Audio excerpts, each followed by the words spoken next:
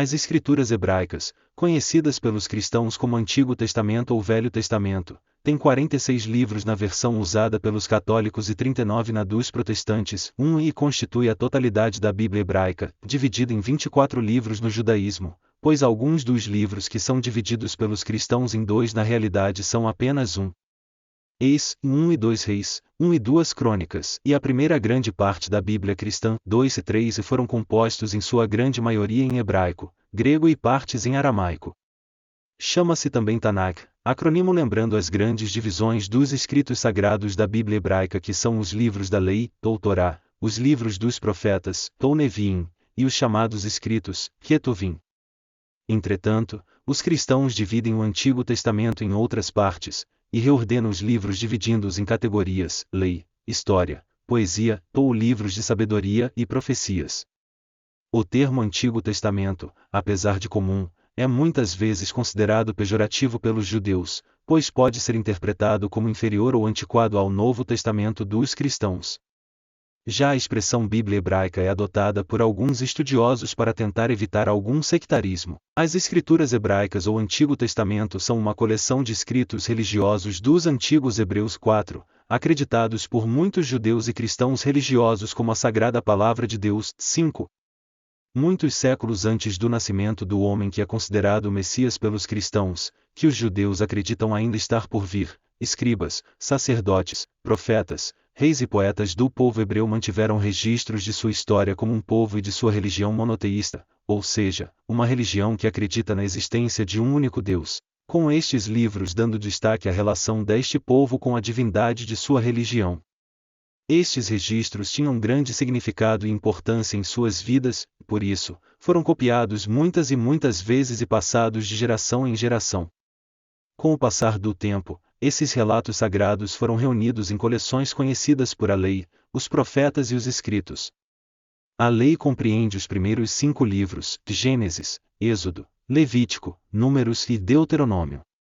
Já os profetas são subdivididos em profetas anteriores e profetas posteriores.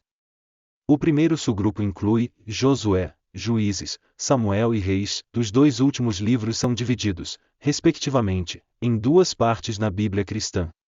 O segundo subgrupo inclui Isaías, Jeremias, Ezequiel e os 12 profetas menores. Os escritos também são organizados em 2 subcategorias, poéticos e históricos.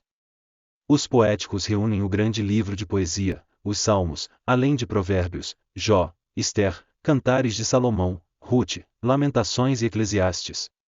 Já os históricos reúnem os livros de Daniel, Esdras, Neemias e Crônicas. Este último também é dividido em 2 partes na Bíblia cristã. Os livros do Antigo Testamento foram escritos em longos pergaminhos confeccionados em pele de cabra e copiados cuidadosamente pelos escribas. Geralmente, cada um desses livros era escrito em um pergaminho separado, embora a lei ocupasse espaço maior, sendo escrita em 2 grandes pergaminhos.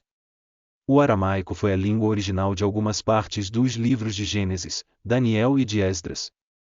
Os fragmentos de Ketefenon de por volta do ano 600 a.C., o papiro Nesh de por volta de 150 a 100 a.C., e pergaminho de Isaías Cursal dos manuscritos do Mar Morto, são os mais remotos trechos do Antigo Testamento em hebraico.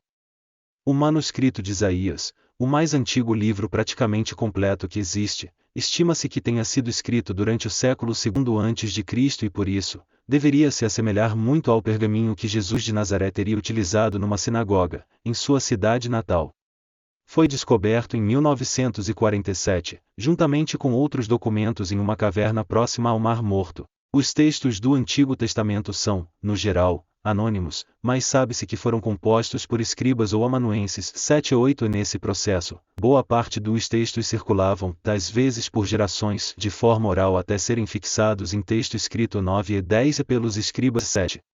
Na composição dos textos bíblicos, era comum incorporar em fontes anteriores. 11 e os escribas tinham a liberdade de editar ou adicionar ao texto. 12. Quanto ao texto transmitido, não chegou até nós nenhum rolo original de qualquer material bíblico.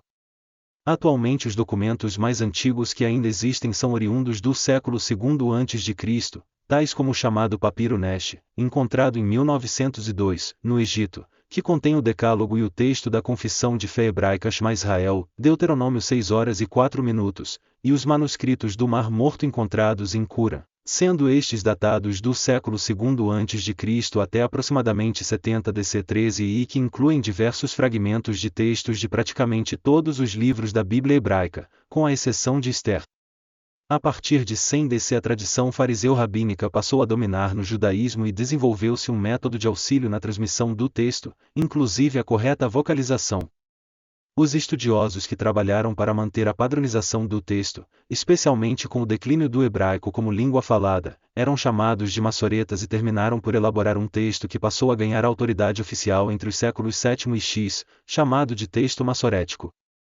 Oriundos dessa tradição existem dois manuscritos importantes que baseiam as edições críticas do texto atual, o Codex Leningradensis e o Codex Alepo. A subdivisão do texto em capítulos e versículos não vem do texto original. A primeira divisão existente foi a divisão do texto da Torá, Pentateuco, em 54 parashot que são leituras semanais para o ano litúrgico judaico. A divisão por capítulos foi introduzida pelos cristãos com o objetivo prático de auxiliar a referência a textos. Uma das atuais divisões em capítulos foi realizada por Stephen Langton por volta de 1200 d.C. e foi adotada primeiramente num manuscrito hebraico no século XIV. A divisão em versículos foi resultado de um processo que só chegou ao final no século XVI. Por isso a tradição reformada, que rompeu com a tradição católica romana antes desse período, possui diferenças na contagem de capítulos e versículos. 1.